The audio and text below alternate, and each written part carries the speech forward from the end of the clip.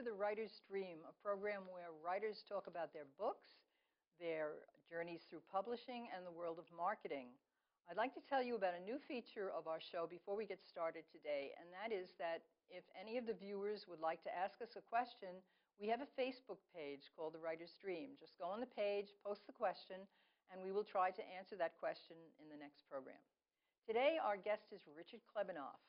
He is the creator of K.O.U.R.A.G.E, Bullycide, Gnatscar Runts, and the Schmuck's Guide to Why You Don't Want to go into Sons business? and Fathers. Why you don't want to go into business with your father or son. Thank you, Richard. Richard, tell me about your website. Your website is fascinating. It's called my2centsmultimedia.com. Tell us about it. How did you come up with that website? Well, I'm fortunate enough to, many years ago, about 12 years ago, partner with Irving Pector, a fabulous artist and graphic designer. He usually is instrumental in coming up with the designs and the creativity part. And the My 2 Cents comes from many years ago. As a personal injury lawyer, I decided that I saw the fabric of American society somewhat disintegrating in front of my eyes, and I wanted to put in my 2 cents on how I thought we can reverse the tide. Very interesting, and I can see from the products that we have here that your artist is really very good. I've gone on the website, obviously, and I encourage the viewers to go on the website as well because it's so interactive. Thank you. Each and every character is described. Could you tell us a little bit about K.O.U.R.A.G.E's Kubz? What's the theme that goes through? K.O.U.R.A.G.E's Kubz is a superhero character. His name is Courage. Courage is an acronym that stands for Conquer Our Universe, Rebels Against Greed and Evil. It's a fantasy animation story with adventure, but most importantly, it's a legacy that goes far beyond monetary things. It's mostly about social responsibility, philanthropy, and all the lessons other than the three R's plus all other life's lessons, including values, virtues, morals, and ethics, and the other important lessons of personal accountability, nutrition, fitness. So my focus is on many things other than the 3 R's that I found, especially what I would say Parenting 101 is probably an important one. So was it your personal experience as a lawyer that sent you in this direction, or did you have another focus? Back in 1990 when I conceived the idea, I was a new father at the time. So being a new parent was instrumental in the development of something important for children. I was the regional coordinator for the Random Acts of Kindness Foundation. Oh. So I was interested in the K's and kindness, and I was always enamored by lions, my wife being a Leo, and just the beauty. There's something, the dichotomy of lions is just something very beautiful. They're as kind, cuddly, and cute as can be, but as ferocious as need be. Oh, that is really adorable. Thank you. Can you tell us about the main story that goes through K.O.U.R.A.G.E's Kubz?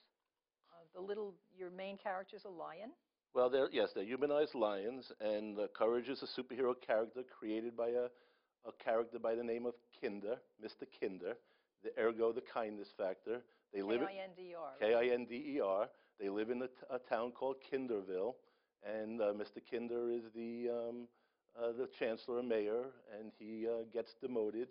And ultimately, where in most civilizations where hope and idealism clashes with uncertainty, most times you need something beyond yourself, namely a superhero character, to hopefully help you out. So ultimately, Kinder turns into Courage, the superhero character, on his own initiative. It's technologically advanced, and ultimately, Kinder utilizes the lion cubs as his rebels for change. So does he have like a special outfit, like Wonder Woman or Superman? That's exactly who he is. Oh, wow. Kinder, the superhero, is a global face representing universality and thinking global, acting local. He is a lion, and he has the sun radiating around him, which signifies harmony and universal and eternal peace. I really love the idea that you have, a globe. It's actually the future of the world? Well, in a life-transforming event, in each episode, Mr. Kinder transforms into Courage, the superhero, by vaporizing into the globe. And he has a technologically advanced communication center internally in the globe to help him go into the past or into the future. So then I would probably guess from what you're telling me here is that you're really more interested in getting this into some kind of a film medium. The ultimate goal is television, and we have on the drawing board full-length feature film. But we originally had been looking for a medium, either books or other methods to enter the marketplace. And it turns out a personal injury client of mine was a artist and graphic and clothing designer. And about 10 years ago, he came to me, and he didn't come to me. I was interviewing him about a personal injury case. I opened up my briefcase. This is my team at K.O.U.R.A.G.E, and My 2 Cents Multimedia uses the term SS. SS stands for synchronicity and serendipity. This is one of those synchronistic meetings where I was there interviewing him about a personal injury case. I open my briefcase. He sees, just coincidentally or synchronistically, I had the brochure of my K.O.U.R.A.G.E sitting in my briefcase, and he says, "What is that?" Well, 10 years later, 3 personal injury cases later, he says, "I'm serious. I told you 10 years ago I want to get involved with your project. I had an adult clothing line, and I want to use your characters to reinvent myself with a children's clothing line." Ergo, I sent him the drawings, and we developed a children's clothing line. So your ultimate goal is to get it animated? On television. We have already, yes, on animated television. On television. We have already done some of the animation, and we've done all the various drawings and settings and created the environment and created 50 storybooks, both for 50? Well, at least. Wow. On the drawing board are 50, which transform into multiple, every storybook is ultimately the subject matter for an episode. So now what we're doing is since we are forging into the publishing and merchandising arena, we've developed plush toys and other toys and merchandising items. We have always been our goal to be on television as a children's television show, and we are now putting those pieces into place by developing some of the stories into television episodes and continuing to develop the clothing line and other merchandising. And the demographics are so important with children. They run into very small increments. So you have touch and feel bath books, namely Grow Up Good, Courage's Cubs Grow Up Good. And just a little story about Grow Up Good. Courage's Cubs are like sponges. They absorb life's lessons. This is one of our thematic stories. But we met with a president of a publishing company. We were fortunate through our friends to be introduced, and through a client of mine to be introduced to a president of a major publishing company. And he reviewed it. He thought it was more for a mass market, but he gave me some very valuable advice. First advice was, I think the title's too long. So part of that is you have to listen carefully to your advisors, and you have to be willing to be flexible. So basically what you have here, just with Courage's Cubs, is a very solid idea of teaching values, which as an educator, I taught for many years. This is something that's very important, and it's something that we struggle with because you have to do it.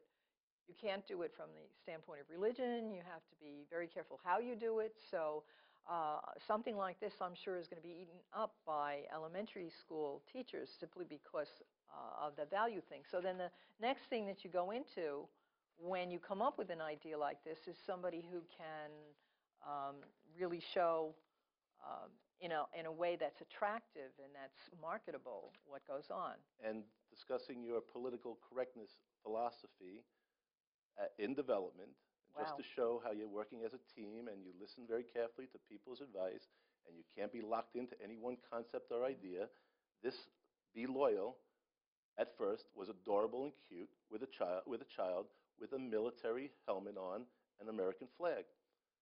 Okay, I showed it enough around to friends, relatives, and advisors, and the thought was, I'm apolitical, and I'm not taking any stance on the military or anything having to do. Right. But someone said the perception of the public might be that you are. So we went back into the laboratory and recreated that picture. Cool. We just made it more youthful. We use sports as the theme of bringing along the concept of loyalty versus the military. And that's more easily acceptable. Exactly. And it's just on the theory of people say you have to be willing to change and you can't dig your feet in on any one concept or idea, or your chances of getting published will be that much less. Well, Possible. that is very good advice. Could you tell me about the second project that I saw on your website, which was Gnatscar Runts?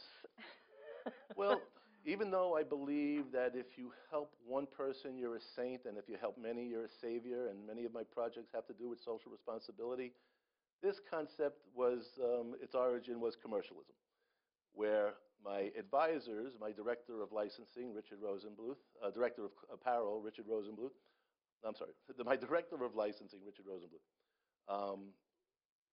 told me one day that he thought that, he asked me, what do you think the largest commercial entity in the United States is in terms of dollars? And nobody, of course, could guess it. So he told us eventually it was race car driving. Wow.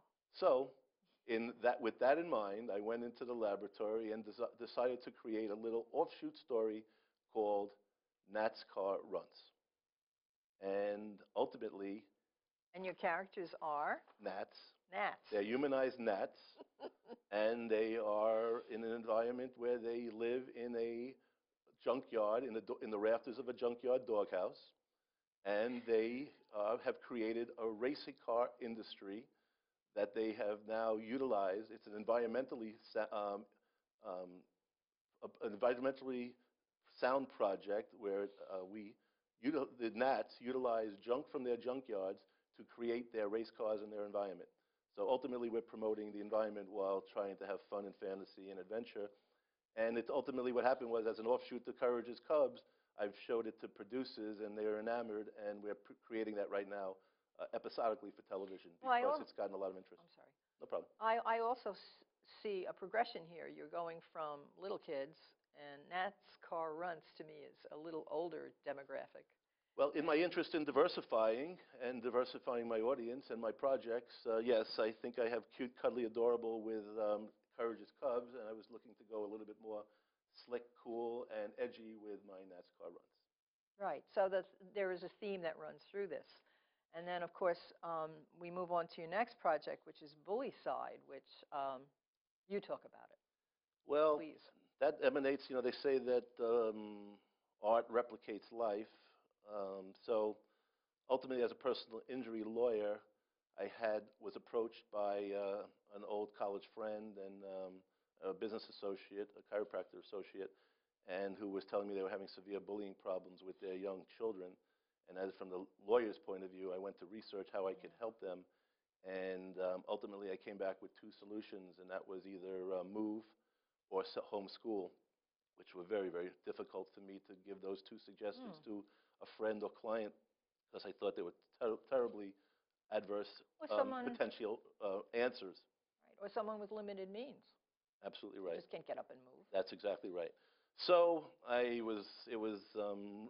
at this point, I had already had a number of years under my belt in multimedia production and creation, and I felt I could. And then I was listening to television, and there was a television segment about bullying, and it just really annoyed me. And I said, I have a message. I want to tell it, and I'm going to tell it, and this is going to be a socially responsible philanthropic project of mine, regardless of any commercialism. And I'm going to, although I do try to find ways to make philanthropic and socially responsible projects profitable, I felt I had to tell my message about Bullycide and what I think the media is doing to sensationalize it, what I think they're contributing to affecting it in a negative way. So I was in a networking group. I was invited to come to a networking group, and I was fortunate enough to meet Jordan Silva of A.G. Media Solutions, who liked my idea, and he decided to